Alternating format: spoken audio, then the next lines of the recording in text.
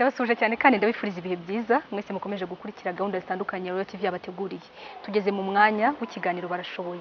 Ni ikiganiro mumaze kumenyera buri munsi kwa kane muri aya masaha ndetse no ku cyumweru guhera saa 9 kugera saa 9 n'igice zo kumanywa. Mu kiganiro cyacu cyo kuri uyu munsi rero twasuye abana b'abakobwa bakiri batoya bavumbuye uburyo bushya bwo kuraririza amagi y'inkoko. Imashini ni uburyo bushya tutari tumenyereye, tutari dusanzwe tuzi. Reka dutangire tuganira nabo batubwire uko igitekerezo cyaje. Mbahaye ikaze muri kino kiganiro ngendiroze Nishimwe. Nitwa Umuringa Ariane, niga mwaka kabiri muri Electronics and Telecommunication Engineering muri STS Rwanda. Hanyuma kuki wahisemo kwiga ibyo bintu?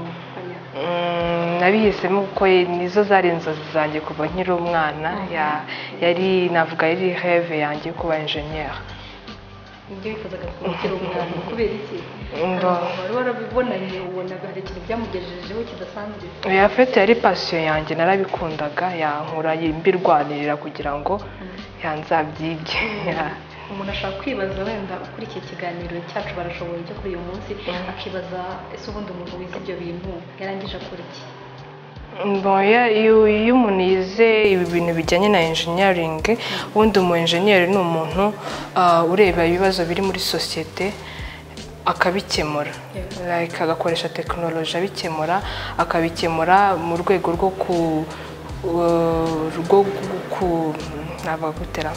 rwo kuranda like gukora ubuzima bw'abaturage akabworoshya. Uyu munsi nk'umuntu uri muri ibyo bintu yari yaratekereje kuva kera kiri umwana, ni ibihe bintu umaze kwiga koko uvuga uti wawu ndabona inzozi zanjye koko ndimo kwenda kuzishyikira? Urugero nk'uko ubibona wenda imbere hari iyi mashini ari nayo ikoze mu kugira ngo yorohereze abaturage mu bijyanye n'ubworozi bw'inkoko. Ni imashini yongera umusaruro w'inkoko. Uburyo yongera umusaruro w'inkoko ni ukuvuga ngo iyi nkoko imaze gutera amagi urazana ukayashyiramo ahangaha, nyuma y'iminsi 21 cyangwa iminsi 2 imbere cyangwa 2 inyuma igira icyituraga akavamo umushwi. So rero ibingibi nka nabikoze kubera ko inkoko ubundi ntijibasha kurarira amagi ari hejuru y'10. Niyo hari amwe nyine yarengana akaguma ku ruhande ku buryo nyine avamo amahuri. So ingi nayo designinze kugira ngo yongere umusaruro w'inkoko. Kuri ubu nkungu muri no usanga inyama y'inkoko ihenda, ugasanga ihenda kurusha inyama y'inka, kandi mu by'ukuri ubworozi bw'inkoko ari bwo bworoshye cyane kurusha korora inka. So nkaba narakoze akamashini kugira ngo kajye kararira amagi muri ya minsi 21 umushwi uvemo. Akangaka akamashini ko kararira amagi angana gute? Niba akamashini kajyamo amagi 36. Ubwo nuvuga ngo mu minsi 21 amagi 36 zivamo imishwi 36. Yego yose ivamo ari mizima, no kuvuga ngo igira ishobora guturaga iminsi 2 imbere yo minsi 21 cyangwa iminsi 2 nyuma, donc muri iyo range. Ibi bintu wabitekereje gute kugira ngo utekereze gukora akamashini nk'aka ngaka kazajya nibyo nakubwiye, natangiye nkubwira ubundi umu engineer n'ureba ibibazo by'abaturage akagera donc agakoresha technology, donc nk'ibyo tuba twiga mu ishuri n'ibiki byose ukagerageza nyine kubibyazamo umusaruro. Ubundi igira bari keneye temperature ya 37 kugeza kuri 39. Noneho igina ryo riba rikeneye humidité, kuko ni ikinyabuzima niko navuga, iba bikeneye guhumeka muri ya minsi 21. So rero ngendeye kuri izo informations nka designinga navuga nka couveuse ni nka couveuse urabibona. Bana nk'umwana nk'iyavutse nyine nk'abandi ba permature cyangwa se ibiki bibashira muri couveuse kugira ngo bakashiramo ya temperature yaba na humidité bakeneye kugira ngo babeho muri cyagiye cyo kugira ngo bakure babone gufacinga nuza environnement yo hanze. So rero nanjye ngana ibyo nakoze nkingi nayita nka couveuse, ngashyiramo ibyo bikenerwa kwigi kugira ngo rizaturage rivemo umushwi. Bivuga ngo kandi biba contrôler automatiquement, biba biri automatique. Bivuga ngo nk'ukuri kubona iritara riri ahangaha, iritara niryo ritanga ubushyuhe mahane imbere. Noneho hari ku ruhande sinzi n'ukuri kubona iri fan, ni ukuvuga ngo temperature isa nk'iyongeye hejuru. fan itayiactivatinga kugira ngo iza maintain ya temperature iri mahanga igume kuri ya temperature amagi akeneye. So ibingibi rero nibyo nakoze ngendeye kuri zo information ziko igira ikeneye ibyo ngibyo, so mbishyira amahanga kandi biba biri automatique. Biba nk'ugiye kubikoresha ntabwo urinda wajya gucana itara ngo urizimye, ugiye ku activatinga fan cyangwa se uyizimye, urabirekura agenda wowe icyo ukora ni ugucomeka gusa ugashyiramo aya magi yawe nyuma y'iminsi 21 igira ikituraga umushuko ukavamo. Gahora kakanye kwa iminsi 20. Oya ntabwo gahora kaka, nuvuga ngo iritara nkuko nahoze mbikubwira ryongeramo ubushyuhe imbere, niryo ritanga temperature, ryongera temperature imbere. Nuvuga ngo ya temperature yabugenewe rigeze rero rira automatique, nuvuga ngo rirazima. Nuvuga ngo nk'iyo wenda ufunguye wenda ugiye kongeramo amagi cyangwa se ugiye kuyakuramo, icyo gihe wenda birimo imbere bishobora kwivanga n'ibyo hanze bigatuma bidestabiliza temperature. Rero icyo gihe ryatara riraka kugira ngo ryongere rigire risubize ino systeme kuri ya temperature yabugenewe. Ubusaka kantu gakoze mu kugira ngo n'umuntu udukurikiye ariko utazi neza ko ikintu gikoze basha kumusobanurira neza. So ubungu intego yacu n'ubwo ukabona kameze gutya, ubundi musanzwe hari igihe wenda abantu bagura ibintu kandi mu by'ukuri baguze like baguze envelope, kwa baguze envelope gusa kubera ko akakigura nyine ari design nziza gutyo. So akanga kari nagakoze mu buryo bworoshye kugira ngo buri muturage wese yisange, uvuga ngo mahanga ikintu gikozwe wenda navuga ibirimo imbere nibyo by'ingenzi, biri inyuma nakugerageje gukoresha nyine ibintu bihendutse ushobora kubona anga hafi nkora design nyine navuga yoroheje, ariko mo imbere bya bindi bikenerwa nyine bikaba birimo. Uvuga ngo iki imbere kirimo n'iki, urabona karimo k'ubururu hariya ni sensor. Iyi sensor sensinga temperature na humidity mahanga.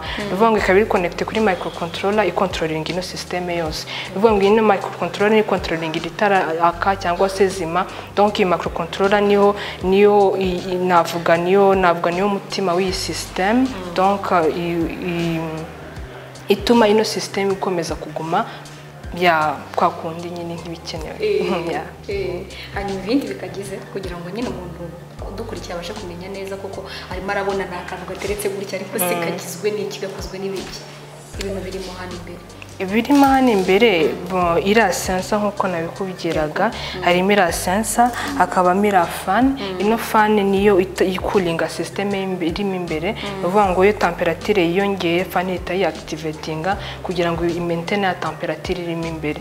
Hakabamo iritara niryo ryongeramo iki, ryongeramo navuga ryongeramo ubushyuhe. Uvuga ngo imidite rero hari ubupamba dushyiramo hagati burimo navuga amazi, donc nibwo busohora imidite. Kwa aya magi navuga ni ibinyabuzima nabyo, aya magi naba akeneye guhumeka. Yego. Urebye nibyo nizo parties z'ingenzi. Izindi parties zindi ni partie wenda programming irimo imbere wenda kuri microcontroller, then ikagirwa n'aka kantuza ino LCD, ino display iri hano imbere nikwereka temperature irimo imbere ngo ingana na kangahe, humidity irimo imbere ingana na kangahe.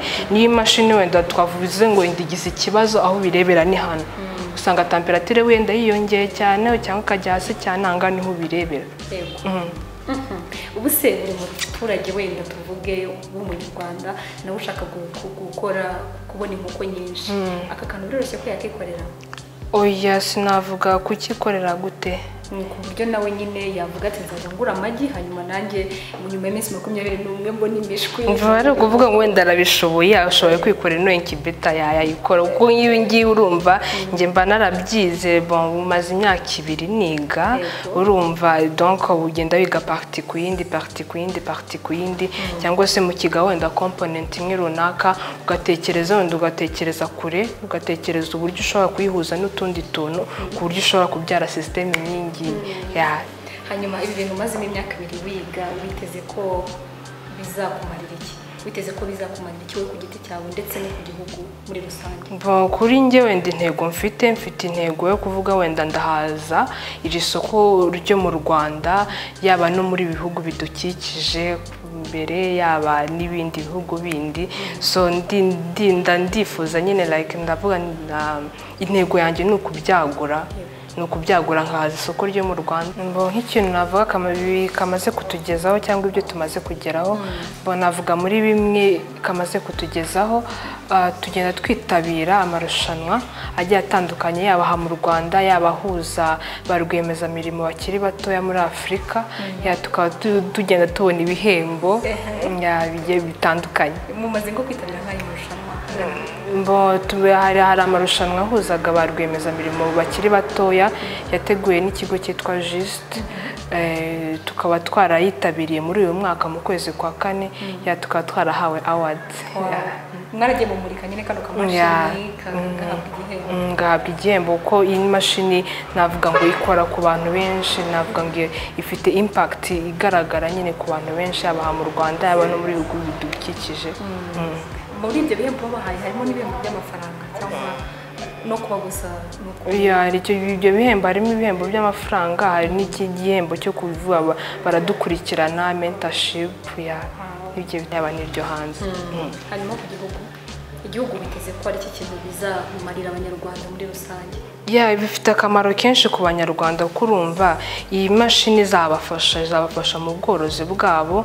Reka nk'ubu bifuza korora inkoko bizamufasha, donc bizamufasha mu bworozi bwe kugira ngo inkoko yongerwe umusaruro. Nubwo ukiri umunyeshuri, hari ikintu wenda bino bintu watangiye gukora, ino tekinoloji yawe nshyashya wazanye, hari ikintu yari yakumarira mu buryo bujyanye n'amafaranga? Mu buryo bijyanye n'amafaranga ubwo navuga ko kirahari, ariko sinavuga ko wenda ari kinini cyane, ariko kirahari. Urugero ubwo ntabwo ari nk'uruhu kirahari, kubera ko urugero ntajyanye wenda kuri ibingibi, wenda no ku bindi niga ku ruhande birahari cyane, ko nyine niga ibijyanye na engineering, ibijyanye na tekinoloji, so wenda yo nka reparation, wenda amatelefone, laptop, wenda ibintu nk'ibyo ngibyo. Se baratangira kuza nyine wenda ngo bakuzanira amagi, bakubwira bati turashaka ko nyine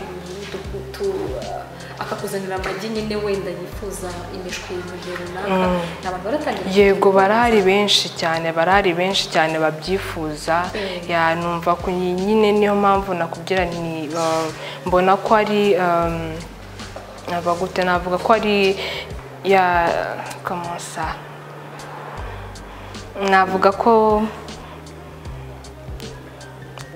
navuga ko niteze wenda byinshi kuri iyi tekinoloji, ko abantu hanze nyine barayishaka ari benshi.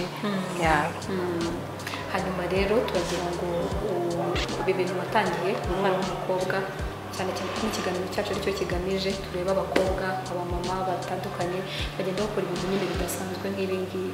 Nk'umwana w'umukobwa ni iyihe nama noneho watanga ku bandi bari hirya no hino?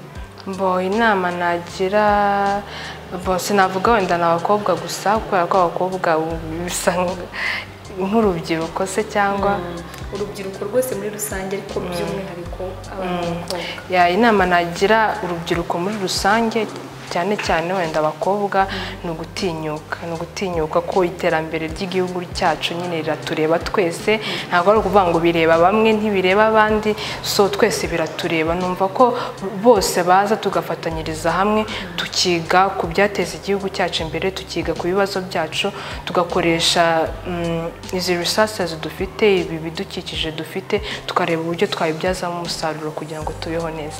Nitwa Pamela Chomisha, nkaba niga muri second year Electronics and Telecommunication Engineering hano kuri STS Rwanda. Ufite imyaka ingahe utari hano? 20. Ufite imyaka 20. Umwana w'imyaka 20 utegereje kwiga ibintu bimeze gutya bikakaye, bisaba n'imbaraga nyinshi? Ntabwo navuga ngo birakakaye, ibintu byose ni ubushake. Hari saying ivuga ngo where there is a will there is a way. Ngo rero iyo umuntu yashatse gukora ikintu ntabwo biba bikomeye. Kugeza ubu ngubu mwaka kabiri biga maze kwiga iki? Maze kwiga navuga ibintu bijyanye n'ama devices, wenda muri class bijyanye n'ama devices, bijyanye na engineering, programming, wenda n'ukuntu ibyo bintu nabisohora nkabibyaza umusaruro like kuba nakiga ikintu muri class nkamenya practical ways zayo wenda ukuntu nabikoresha mu buzima bwo hanze. Yes, ni nk'iki maze kuvuga ku buryo nyine wakize muri class no mu buzima bwo hanze ukaba wumva kuko utangiye kubikoresha. Wenda navuga duhereye kuri iyi ikoreshejwe n'ama components umuntu aba yarize muri class niyo programming kuko harimo microcontroller nago wapfa kuyimenya utarayize. Ubwo nyine iyo ubyize muri class wenda hiyongeraho ko utekereza cyane ukareba se iyi okay ira programminga none nibi programminga nayikoresha hehe, ubwo ugashaka aho hantu wayikoresha ugashiramo n'andi ma components kuko wenda prof wenda ashaka kuza akakwigisha component ukwayo imwe imwe noneho nawe wamara wabona izo components ukuntu zikora ukaba washaka ukuntu each of them ukuntu wabikoordinatinga ukabyara igisubizo cyangwa something runaka rimwe na rimwe ukabikoresha atari exactly like gukora igisubizo ariko ugakoramo research noneho bigatuma iyo ubonye n'ikibazo dutekereza okay bya bindi byakorana hano. Hanyuma iyi ngiyi nawe ushobora kwikorera? Yego nayikora. Wayikora? Yes. Iyi ngiyi se niyo mukora gusa cyangwa ushaka gukora n'iyisumbuyeho cyangwa n'iri munsi yayo? Twakora yisumbuyeho bitewe n'umusaruro umuntu ashaka kugeraho kuko kuyikora umuntu atanga command ubwo rero byaterwa na command umuntu yatanze.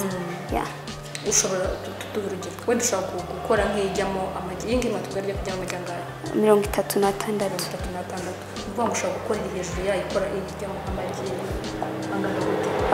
twakora ijyamo nk'amagi 100 200 bitewe n'uko umuntu abishaka na 300 yagera byatewe n'uko umuntu abishaka buriya. Hari abantu se bajya baza batangira kuza kukubwira bati dukorere wenda incubator cyangwa imashini irarira amagi. Imashini irarira amagi hari abantu bari baza bakakubwira ngo wenda dukorere imashini irarira amagi? Barahari nubwo wenda tutaratangira kuzitanga ariko barahari turi muri iyo process yo kugira ngo tuzikore tuzazibahe nyuma y'igihe runaka. Barahari benshi cyane. Mwiteguye gutanga mu mashini nyine menshi mugafasha abanyarwanda kubasha gufasha abanyarwanda no gufasha igihugu kuko zirahari wenda bajya kubikura hanze wenda bakazana imishwi cyangwa abashoboye bakagura ama incubators bayakuye ahandi ariko iyo twayikoreye mu Rwanda urumva amafaranga asohoka mu gihugu aba yagabanutse amafaranga akaguma mu gihugu aho kugira ngo akomeze gusohoka. Iyi mashini se ikorwa ubundi mu gihe kingana gute? Wakoze research wabishoje kugira ngo tuze kuza kubona koko imashini yuzuye tuze kuza gushyiramo amagi yacu hanyuma ni mu minsi 21 cyangwa se mbere yaho. It can take less than a week. Yafata icyumweru ntago cyagera utarayisoza wakoze research byose byarangiye. Ntago yafata igihe kinini mu cyumweru yaba yarangiye. Hanyuma rero dusoza turagira ngo ugire inama utanga ku bandi bana b'urubyiruko muri rusange ariko by'umwihariko abana b'abakobwa bumva ko hari ibintu bimwe n'imwe batakitabira kwiga bumva ko guhimba ibintu bishyashya ari ikintu kidasanzwe kuri bo turagira ngo ugire ikintu babwira muri aka kanya. Icyo nabwira abana b'abakobwa nuko first wenda bagiye gucyuzinga wenda ibyo bagakoze barebe se ibi bintu wenda kuri market bimeze gute barebe nabo ubwabo ubushobozi kandi bagire n'ubushake. Uriya ibintu ntago wavuga ngo ikintu kirakomeye utaragikora like ntago biba byumvikana. At least wenda yakora research akagerageza kubaza abantu wenda babirimo ariko ibintu byose ubundi n'ubushake kuko iyo ufite ubushake buriya bya bintu iyo ikintu kikunaniye rimwe kabiri ukoresha imbaraga nyinshi ko njya mvuga wenda ko nta muntu w'umuswa ubaho ahubwo biterwa n'imbaraga yabishizemo. So iyo afite ubwo bushake urumva n'izo mbaraga ashiramo imbaraga nyinshi. So wenda nabwira ko bahagira ubwo bushake bakumva ko hari ikintu bakora kugira ngo igihugu cyangwa nabo ubwabo batera imbere wenda cyane cyane kubashishikariza gukora ibintu bya sciences kuko nibyo bitinyitse cyane kenshi kuba ibintu birimo science birimo innovation niyo yaba wenda IT ariko ugatekereza ureba nugenda ugahura n'ikibazo utekereze se okay hari iki kibazo nutege okay like nurindire ko solution izava kundi muntu nawe ubwawe utekereza uvuga se ubu iyo haba hari ikintu wenda kimeze uku nuku byakagenza uku like utekereza wishakemo ibisubizo okay ntabwo ari ibyo gusiga mu ishuri iyo tubikoze ubwo wenda twavuga ko kuri twebwe twumva ko yari izi project tuba dukora mu ishuri ari ibintu bya kwaguka bikavukamo company wenda ubwacu bigaduteza imbere sebundi navuga bikira ikintu mwiteze ko nyuma yo kuvana ku ishuri nyine wumva bizakumarira nyine n'igihugu muri rusange nta kazi icya mbere kuri twebwe nta kazi nuko wenda twatangiza wenda iyo company wenda tukaba twakwemployinga abantu natwe tukemployinga tukiteza imbere urumva ntabwo wakwiteza imbere wenyine n'abandi nyine bazamo ubwo urumva igihugu nacyo tuba tugiteje imbere Inshuti bakunzi ba Royal TV rero mwiboneye uburyo bushya bwatangijwe n'aba bana bakiri batoya b'abakobwa bwo kuraririza amagi y'inkoko bifashishije imashini n'ibintu bitari bisanzwe n'ibintu tutari tuzi ariko nyine aba bana nubwo bakiri batoya mubonye ko nyine babashije kugira igitekerezo cyiza nka kiriya nk'iki ngiki mumaze kwibonera hanyuma babasha guhimba nyine ubu buryo tutari dusanzwe tumenyereye nizere ko mukomeje kugenda mwungukira byinshi muri iki kiganiro cyacu barashoboye icyo kuri uyu munsi rero natugisoreje ndabifuriza gukomeza kugira ibihe byiza munogerwa n'ibindi biganiro bitandukanye Royal TV yabateguriye mwari kumwe nanjye Rose Nishimwe Imana ikomeze ibitego